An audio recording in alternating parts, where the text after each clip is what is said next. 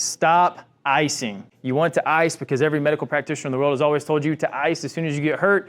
You might not want to do that, and this is why. Will has rolled his ankle pretty significantly. So the question is, what do you do when you do something like this? 1978, Dr. Gabe Merkin came out and gave us the RICE method. RICE stands for rest, ice, compress, and elevate. He came back in 2012 and said, guys, I'm wrong. The doctor who came up with the RICE method said that he was wrong. Rest and ice isn't going to do it for you because that's going to slow down the healing process. The first stage of the healing process is inflammation. When we rest and ice, that kills the first stage and we have a harder time healing after that. Instead, we love to do peace and love. Protect, elevate, avoid anti-inflammatories, compress, and educate. Load, optimism, vascularization, and exercise. Exercise is a good thing. Load is a good thing. It's going to give you way better outcomes than if you use the RICE method. Thank you, Dr. Gabe Merkin, for coming back and telling us what you really think.